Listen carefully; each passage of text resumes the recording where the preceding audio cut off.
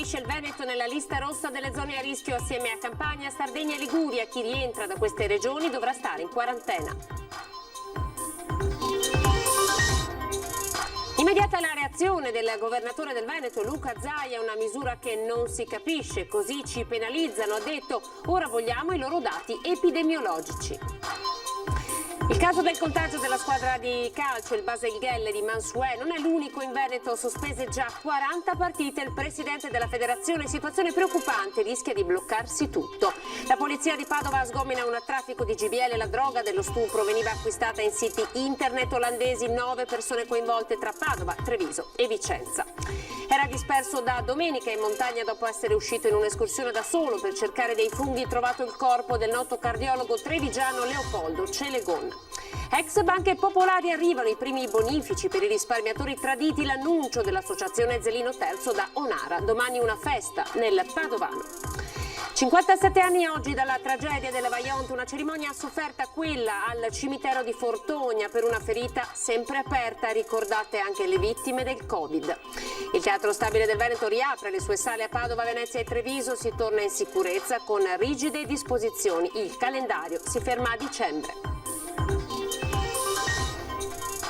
Buonasera, ben ritrovati. Il nostro telegiornale regionale, l'informazione che arriva dal Veneto, parte come sempre con i dati. Se ieri erano stati 533 i casi in 24 ore, questa volta i casi salgono a 545. Allora andiamo a vedere subito la tabella, perché sono 148 i nuovi casi nelle ultime 12 ore che vanno a sommarsi ai 397 che vi abbiamo dato questa mattina. Dunque in tutto sono 545. Nelle ultime 24 ore sono stati registrati in Veneto 6 decessi, 2 nel Vicentrino e 4 invece nel Bellunese. Di 20 unità invece è aumentato il numero del ricoveri in ospedale, mentre uno solo è in terapia intensiva. Quelli che vedete sono i casi provincia per provincia, li vediamo brevemente assieme. Nelle ultime 12 ore a Padova 30 nuovi positivi, 13 nel Trevigiano, 3 nel Veneziano, 45 nel Veronese, 31 nel Vicentino e 22 nel Bellunese, 2 nel Rodigino. Ci sono 2 nuovi casi nel comune di Vo, il primo cluster del Veneto. Il Veneto, avete sentito nei titoli, entra nella lista rossa della Svizzera insieme ad altre 3 regioni, ma oggi in Veneto per la cerimonia dell'anniversario del Vajont c'era anche il ministro D'Incà, il capo della protezione civile, che hanno detto il governo sta lavorando per scongiurare un nuovo lockdown. Chi tornerà in Svizzera dal Veneto dovrà mettersi in quarantena. È questa la misura adottata dal paese elvetico di fronte all'aumento di contagi sul territorio regionale. Il Veneto entra così nella lista rossa di Berna, accanto a Liguria, Campania e Sardegna. Insomma, si torna alla tarda primavera, quando il Veneto era nella blacklist di diversi paesi, e a poco sembra servire la differenza sempre più evidente tra dato epidemico, numero dei contagi, e dato clinico, ovvero stress delle strutture sanitarie e gravità dei sintomi. In mezzo c'è il ritorno a uno stato di preallerta anche per la struttura della protezione civile, come ha confermato da Longarone per le commemorazioni del Vajont Angelo Borrelli. Siamo pronti a fare la nostra parte, a supportare con quello che ci verrà richiesto, in modo particolare con i medici, gli infermieri, le strutture, i nostri volontari. Ma essere pronti non significa necessariamente tornare indietro se ciascuno farà la propria parte. Noi siamo pronti, però chiediamo l'aiuto ai cittadini che devono fare la loro parte. La loro parte significa adottare quelle norme che ormai sono entrate nell'uso comune di tutti quanti noi, dalla mascherina al distanziamento, al limitare le possibilità di contatto e quindi di contagio. Ed è lo stesso Borrelli a escludere che al momento ci siano le condizioni di un altro lockdown, ipotesi questa che anche il governo vuole scongiurare. Noi dobbiamo assolutamente impedire altri lockdown nazionali, e si può fare, abbiamo gli strumenti, siamo preparati in questo momento, occorre affrontare questa sfida nei confronti di una malattia terribile con tutta l'intelligenza e con tutta l'unità del nostro Paese. Qui si stanno penalizzando 4 regioni italiane senza alcun dato epidemiologico. Immediata la risposta del presidente Luca Zaia, che ha detto: mi dispiace accada questo, ne prendiamo atto, ma è altrettanto vero che se il governo c'è deve battere un colpo. Dopo la lista di 4 regioni italiane inserite dalla Svizzera tra le aree a rischio contagio, ha anche aggiunto che non si può selezionare per regioni, tu sì e tu no. L'Italia non ha mai fatto questo nei confronti di altri paesi. A questo punto, ha concluso il presidente, sarebbe utile avere i dati epidemiologici della Svizzera, quanti tamponi fa ogni giorno, su quale percentuale di cittadini e quanti sono positivi. Magari veniamo anche a conoscenza di una situazione che oggi non si conosce. Allora, da giovedì obbligo di mascherine, ve l'abbiamo raccontato nei nostri notiziari, e sono partite le prime multe. Andiamo a Bassano del Grappa. Non indossavano la mascherina, ma erano in gruppo con i loro compagni che invece ce l'avevano come d'obbligo, in attesa di entrare a scuola in via d'Aquino, a ridosso del centro studi, il polo scolastico che ogni giorno attira migliaia di studenti. Gli agenti della polizia locale di Bassano, presenti poco prima dell'inizio delle lezioni, come ogni mattina, li hanno individuati e fermati, e per i 2, 16 anni a testa, è scattata la multa. A riceverla in realtà sono stati i genitori dei ragazzi, convocati in tutta fretta in mattinata nella sede del comando a Bassano per ricevere la notifica della sanzione. 400 euro per ciascuno dei 2, che saranno ridotti a 280 euro se pagati entro 5 giorni. Possiamo ben immaginare la sonora ramanzina ricevuta dai 2 sedicenni. La legge non fa sconti a nessuno, e neppure il coronavirus. La mascherina, arma potente di difesa, va indossata sempre, anche all'aperto, fatto salvi i casi di deroga. Un esempio e un monito quanto accaduto a Bassano. Non sono immuni i ragazzi, non sono immuni i giovani. Le regole vanno rispettate. Le sanzioni dai 400 ai 1000 euro sono pronte a partire. Rigore e fermezza, questo ha chiesto il ministro dell'Interno in una circolare inviata a questori e prefetti nei confronti delle manifestazioni. Linea dura dunque del ministro Lamorgese, che ha dato ai responsabili della sicurezza pubblica, ed è stata immediatamente recepita appunto nella circolare che il capo della polizia Franco Gabrielli ha inviato. In un momento come questo, con la curva dei contagi che continua a salire sempre più rapidamente, viene sottolineato al Ministero: l'input è chiaro, non vanno tollerate leggerezze e atteggiamenti superficiali da parte dei manifestanti, soprattutto da parte di provocatori che possono mettere a rischio la salute pubblica. Dunque, massimo rigore. Ed ora andiamo in Alta Padovana, Tombolo, contagi all'interno di un'azienda che lavora carni. Sentiamo quali sono i numeri, ovviamente disposti i tamponi per tutti e 170 i lavoratori. 20 dipendenti del centro carni di Tombolo sono risultati positivi al Covid. Lo screening su tutti i 170 operai della grande azienda dell'Alta Padovana è stato fatto dopo che uno di loro, che doveva affrontare un intervento in ospedale, è risultato positivo al tampone che viene eseguito di routine a chi deve sottoporsi a ricovero. L'azienda, in stretta collaborazione con il Dipartimento di Prevenzione dell'USL 6 e Ugane, ha subito attivato il protocollo sanitario, prima con il tampone rapido e poi con il classico tampone per la conferma. Sono già stati effettuati 2 cicli di tamponi e l'azienda assicura un continuo monitoraggio. Noi stiamo prevedendo una serie di tamponi a tutti i nostri dipendenti, e ogni circa 5 giorni, una settimana, verranno tamponati tutti quanti per circa 3 settimane, e per fare un screening totale, quindi in qualche modo riuscire a verificare che tutti i nostri lavoratori lavorano in sicurezza. I positivi, tutti asintomatici, sono in isolamento. Si tratta di un focolaio circoscritto ad un settore specifico dell'azienda, quello del disosso, dove sono impiegati operai di una cooperativa. I titolari del centro carni però hanno voluto il monitoraggio di tutti i 170 dipendenti. All'interno della ditta si segue un rigido protocollo di sicurezza con la misurazione della febbre da parte di addetti della Croce Rossa, e gli ambienti di lavoro vengono sanificati più volte al giorno. Essendo un'azienda alimentare abbiamo degli standard di sanificazione molto alti, e per quanto riguarda l'aspetto uffici e l'aspetto spogliatoi sono stati ulteriormente sanificati con un'attività specifica per il problema del virus. Andiamo nel Trevigiano con i casi che ci sono stati alla squadra dilettantistica del Basalghelle. Siamo a Mansuè, e poi con i tamponi anche ai migranti dell'ex Zanusso di Oderzo. Tra questi c'è proprio un giocatore della squadra.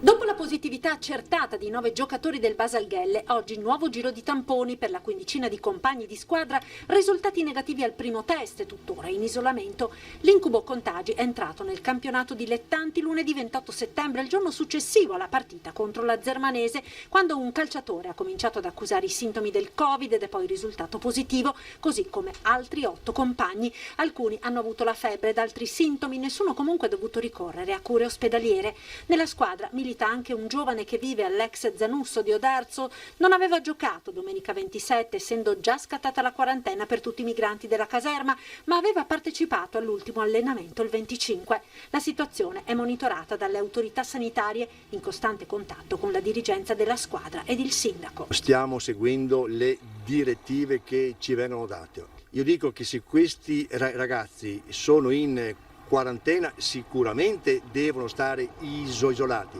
ma non possiamo nemmeno fasciarci la testa. Si attende dunque l'esito dei tamponi per vedere se altri giocatori si siano nel frattempo positivizzati. È già arrivato intanto l'esito del secondo giro di test ai migranti dell'ex Zanusso. Su 110 tamponi effettuati agli ospiti, solo 5 sono risultati ancora positivi, come 1 su 11 operatori. Nel frattempo Mansuet ha dovuto anche fare i conti con la positività di un dipendente del comune, questione che ha fatto scattare la procedura dei test su tutto il personale, sindaco compreso. Io ho fatto il test l'altro giorno, sono negativo come tutti i dipendenti. La persona che era positiva adesso è a casa, sono già passati 12 giorni, fa altri 2 giorni a casa, se è negativo rientra. Il problema dei contagi, degli isolamenti fiduciari sta mettendo in crisi il mondo del calcio dilettantistico. Sarebbero già una quarantina le partite saltate. Parla la FIGC e la Lega Nazionale Dilettanti, che dice: rischiamo di chiudere tutto. I dati sono preoccupanti, ogni giorno di più. D'altra parte vediamo che ogni giorno aumentano i contagi, quindi non è che il calcio sia avulso da questa situazione. Non solo le grandi squadre, anche il calcio dilettantistico è alle prese con il Covid ed il caso del Baselghelle non è che l'ultimo dei tanti. Noi abbiamo già rinviato una quarantina di partite di prime squadre e sono tante. Io credo che ci superi solo la Lombardia, purtroppo. Un problema che, tranne ad oggi quella di Rovigo, tocca tutte le province del Veneto. Ha iniziato Venezia con il Caorle e poi l'esplosione di quarantene nella Marca. Un'altra delle prime è il Conegliano, che adesso ha finito, se Dio vuole, la quarantena e ha ripreso. C'è il Cornuda, per dire, nel Trevigiano. Un'altra delle prime il Borgorico, l'Arcella nel Padovano. Il timore del contagio, anche solo dell'isolamento fiduciario in caso di positivi nella squadra, sta portando a molte defezioni nel calcio dilettanti tra i giocatori, ma anche tra gli arbitri. Partite IVA, se pensa a coloro i quali lavorano in ditte piccole e che rischiano, una volta era un divertimento, adesso è un rischio, e quindi capisce che tante defezioni ci sono, tanta gente non vuole più andare a giocare per non rischiare il posto di lavoro. Gli stessi arbitri hanno chiesto, parecchi arbitri hanno chiesto congedo per gli stessi motivi. A creare problemi, continua il presidente veneto di FIGC e Lega Nazionale Dilettanti, è soprattutto la normativa sull'isolamento fiduciario. Io credo che questo isolamento fiduciario debba essere rivisto, debba essere ridotto, altrimenti qua chiudiamo tutto. Chiudiamo la pagina dedicata al coronavirus, apriamo quella della cronaca con l'operazione della squadra mobile di Padova. Guardate. Nelle intercettazioni la chiamavano Prosecco, in realtà i litri ordinati su internet non erano quelli del tipico vino bianco frizzante, ma GBL, conosciuta come la droga dello stupro. Arrivava in Veneto dall'Olanda e ufficialmente gli ordinativi servivano per il restauro di mobili antichi. Una pratica questa che nei Paesi Bassi è legale. 9 persone sono state indagate dalla squadra mobile di Padova, che in quasi 2 anni ha ricostruito il traffico fiorente che coinvolgeva anche le province di Treviso e Venezia. Venezia e Vicenza. L'indagine infatti era partita nel 2019 dopo alcuni accertamenti su un cubano residente nel Padovano, da cui sono emersi collegamenti con un 45enne di Limena, dipendente di una società di telefonia in cassa integrazione, e del suo socio in affari con cui viveva a Noventa Padovana. Uno aveva il compito di reperire la droga, GBL, ma anche cocaina e mefredone acquistato nel dark web, e l'altro invece contattava i clienti via WhatsApp e li riceveva in casa. La cocaina veniva acquistata da un 37enne tunisino che è stato arrestato e da un albanese. Ascoltando le intercettazioni tra i due padovani, però, i poliziotti hanno scoperto non solo la rete di acquirenti ma anche di fornitori, e così a distanza di mesi sono scattate le misure cautelari dell'obbligo di dimora nei confronti di un 32enne di Conegliano Veneto, canale di rifornimento del mefredone, una potente droga sintetica, e poi un 47enne vicentino che commerciava anche Cialis e Viagra, e un 53enne insospettabile istruttore di fitness sempre di Vicenza. Tra gli indagati anche un 34enne di Ponzano Veneto che faceva arrivare la droga dello stupro direttamente a casa di mamma e papà, e un 60enne di Fossò. La clientela era vasta e aveva dai 30 ai 50 anni. La GBL infatti è nota anche per potenziare le prestazioni fisiche. Gli stessi indagati, 9 in tutto in realtà, quelli su cui sono stati raccolti gravi indizi, svolgevano anche attività varie. Chi non svolgeva attività per un verso, chi invece era istruttore di fitness piuttosto che chi gestiva un sexy shop. Nel corso delle indagini sono stati sequestrati quasi 8 litri di GBL e mezzo chilo di cocaina. Un litro di GBL fruttava quasi 1.000 euro. Gli indagati vendevano infatti a 1 millilitro ad €1. Andiamo in montagna, sono finite nel peggiore dei modi le ricerche del cardiologo trevigiano Leopoldo Celegone. Il corpo è stato trovato questa mattina intorno alle 11. Finalmente l'abbiamo trovato per i familiari e quindi ci stringiamo a loro e diamo un abbraccio alla famiglia. È stato il torrente a restituire il corpo di Leopoldo Celegon, cardiologo in pensione, amato e apprezzato come professionista in tutto il Veneto. Era scomparso da domenica, partito da Castelfranco all'alba da buon ricercatore di funghi ed aveva avuto l'ultimo contatto con la famiglia intorno alle 9:30. Le ricerche sono partite immediatamente quando la famiglia non lo ha più visto fare rientro. Zaino e bastone sono stati trovati sulle rive del torrente Costeana, poi una maglietta e una bandana. I soccorritori si sono concentrati lungo quel corso d'acqua sui due lati, all'interno fino alla diga d'Aial, completamente svuotata nella giornata di ieri. Alla fine il torrente poi ha rilasciato il corpo perché calando l'acqua ha permesso ai mulinelli di poterlo vedere. 50 metri più in basso dal luogo dove era stato trovato lo zaino, ecco dove è stato visto il corpo questa mattina intorno alle 11:30. Giorni di ricerche intense in collaborazione con tutte le forze in campo, Vigili del Fuoco, Guardia di Finanza, Carabinieri Forestali, con l'Enel, della quale vogliamo ringraziare perché ci ha permesso di abbassare il livello del lago d'Aial e fare tutta la verifica a valle, sia coi droni che via terra. Purtroppo quando ci sono questi ruscelli abbastanza impetuosi è difficile poi entrare perché è molto rischioso e quindi abbiamo atteso che l'acqua diminuisse. L'ex primario di Castelfranco potrebbe essere scivolato su uno dei versanti ed essere stato travolto dalla forza della corrente del torrente. La salma è stata trasportata fino a campo. Erano presenti il soccorso alpino di Cortina, i soccorritori della Guardia di Finanza, i vigili del fuoco, i carabinieri. Con la convocazione inviata oggi dal presidente uscente Roberto Ciambetti si mette in moto a Palazzo Ferrofini l'11ª legislatura del Consiglio regionale del Veneto. L'assemblea dei 51 neoeletti si riunirà giovedì 15 ottobre alle ore 13 per eleggere il nuovo presidente, i 2 vicepresidenti e i 2 consiglieri segretari. A presiedere la prima seduta della legislatura in via provvisoria sarà il consigliere anziano Fabiano Barbisan, lista Zaia, affiancato dai 2 eletti più giovani di età, ovvero Tommaso Razzolini, Fratelli d'Italia, e Alessandra Sponda per la lista Zaia. Ex banche popolari, stanno arrivando i primi bonifici per i risparmiatori truffati, l'annuncio dell'associazione Zelino Terzo da Onara. Fondo indennizzo risparmiatori. È confermato ed attestato dal nostro tributarista Mazzon che il 7 sono partiti i bonifici e sono già arrivati e stanno arrivando a molti risparmiatori. Questa è la conferma che il nostro progetto del fondo risparmio tradito con i conti dormienti da noi risvegliati che dormivano da anni, quindi non soldi pubblici, non soldi dei contribuenti, era un sogno che si poteva realizzare. Noi ci abbiamo creduto, ringrazio i risparmiatori che ci hanno creduto e ci credono. Diciamo che questa è la notizia che tutti si aspettavano, per questo domani abbiamo già organizzato la festa dell'inizio del risparmio indennizzato, dove festeggeremo con i risparmiatori che hanno già ricevuto l'anticipo dell'indennizzo. A presto. A Longarone adesso con le immagini per la cerimonia al cimitero di Fortogna, dove sono state ricordate le vittime della tragedia del Vajont.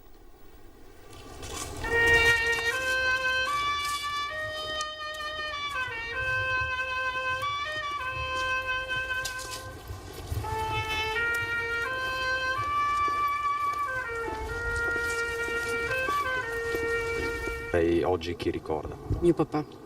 Mio papà e una zia con il marito e 2 figli che aveva a Longarone. Mio papà invece è morto nel Vajont, al lavoro, era la cartiera che è proprio all'imbocco del Vajont, diciamo, neanche più trovato. Come si sopravvive a questo pesante fardello? Si sopravvive anche perché ho avuto la fortuna di avere una mamma forte, ci ha aiutato tantissimo. E che posso dire? Io credo che grazie a lei abbiamo superato, benché è stata dura anche per lei. I miei genitori e 4 fratelli. Si sono ricostruite le case, sì. Ma i cuori, le anime? I cuori è sempre stata una cosa brutta. Frammenti di vita che scorrono come lacrime e che il tempo non ha asciugato. Impossibile non lasciarsi trasportare dai ricordi tra le centinaia di cippi bianchi del cimitero di Fortogna per il 57° anniversario del disastro del Vajont. E c'è una sottile linea rossa che collega le lacrime di ieri a quelle di oggi. Quest'anno c'è questa comunanza che comunque ci lega con questa pandemia, questo coronavirus che ci ha colpito, e penso che sia doveroso accomunare 2 storie che sicuramente hanno genesi diverse, ma hanno provocato e stanno provocando ancora tanto dolore. Tra le corone d'alloro e i tributi delle massime autorità, tra cui il capo della Protezione Civile Angelo Borrelli, c'è spazio sia per la disillusione che per la speranza. 57 anni dopo cosa resta? 57 anni dopo resta che intanto le autorità non hanno imparato nulla da quella tragedia. Ecco. E purtroppo ogni anno siamo sempre meno che veniamo a onorare i nostri defunti. Oddio, per noi è sempre una giornata di lutto, però mi tocca dire che mia figlia è nata il 9 ottobre, per cui c'è anche la speranza, insomma. E stasera alle 21:15 vi riproponiamo L'Eco del fango, il documentario realizzato da Ferdinando Avarino e Fabio Verin, drammatico e toccante racconto attraverso testimonianze, ricostruzioni e ricordi di un evento che nessuno può e vuole dimenticare. Ed ora parliamo di teatro. Il Teatro Stabile del Veneto riapre le sue sale a Padova, Venezia e Treviso. Si torna in sicurezza con rigide restrizioni. La programmazione è prevista fino a dicembre. Teatro in sicurezza, lo Stabile del Veneto presenta la stagione teatrale che però si ferma a dicembre. Troppe incertezze dovute all'evoluzione della pandemia e in attesa di conoscere le disposizioni ministeriali sulla gestione degli eventi culturali si è pensato così di concentrare gli appuntamenti a teatro tra ottobre e dicembre. Noi certamente teniamo aperto. Per quanto riguarda i nostri abbonati, veramente abusando della loro pazienza, gli chiediamo di collegarsi con il nostro sito in modo tale da avere informazioni le più precise possibili quando noi le avremo, perché adesso non ne abbiamo. E per quanto riguarda la stagione credo che siano 3 produzioni assolutamente straordinarie. Al centro del programma della stagione di prosa ci sono 3 grandi produzioni dello Stabile del Veneto. Ad inaugurare il ritorno in platea ci sarà Romeo e Giulietta, una canzone d'amore con la coppia inossidabile del teatro, Paola Gasman e Ugo Pagliai, che aprirà la stagione al Goldoni di Venezia e al Mario del Monaco di Treviso. Al Verdi di Padova Padova si comincerà con Ludwig van, con l'orchestra di Padova e del Veneto, un omaggio in occasione dei 250 anni dalla nascita di Beethoven. In tutti e 3 i teatri andrà in scena lo spettacolo I due gemelli veneziani di Carlo Goldoni, che vede il debutto grazie alla regia di Walter Maltosti. A Venezia invece sarà ospite l'attore Rocco Pappaleo con Piccium, uno spettacolo ispirato a personaggi e situazioni dell'opera da 3 soldi di Bertolt Brecht. Il calendario dello Stabile prevede anche 3 serate evento che saranno trasmesse in streaming sulla pagina Facebook. Per Padova si calerà nelle vesti di narratore l'assessore alla cultura Andrea Colasio per raccontare l'Urbs Picta. Per tornare a teatro in sicurezza, lo Stabile del Veneto ha chiesto anche la consulenza del virologo Giorgio Palù, sanificazioni delle sale, test e tamponi frequenti e dipendenti che sono a contatto con il pubblico, distanziamento dei posti sedere, misurazione della febbre e ovviamente mascherina e mani igienizzate per tutti. È tutto, grazie per essere stati in nostra compagnia, vi lascio alle previsioni del tempo.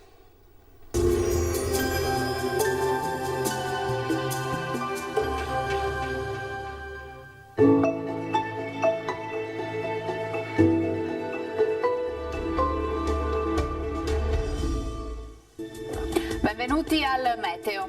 Pressione in calo, tempo ancora in prevalenza buono nella giornata di sabato, ma in veloce peggioramento. La situazione nel dettaglio. Sul Veneto la grafica del 10 ottobre ci mostra condizioni piuttosto stabili, sarà per lo più soleggiato, al massimo con qualche foschia al mattino. Con il passare delle ore, prime piogge sulle zone montane e dalla tarda serata in estensione anche al resto della regione. Vediamo anche le temperature che saranno stazionarie, minime fino a 13 gradi, valori massimi compresi invece tra i 18 e i 22 gradi all'incirca. Tempo stabile poi anche sul Friuli Venezia Giulia con ampio soleggiamento, a seguire rovesci e temporali via via più diffusi. Temperature minime tra 10 e 14 gradi, massime sui 19-20 gradi. Infine uno sguardo alla situazione del Trentino Alto Adige, anche qui bel tempo al mattino, dalle ore pomeridiane peggiorerà con precipitazioni un po' dappertutto. Temperature minime sui 10 gradi, massime sui 21 gradi all'incirca. Dal meteo di Antena 3 per ora è tutto, grazie per l'attenzione e arrivederci.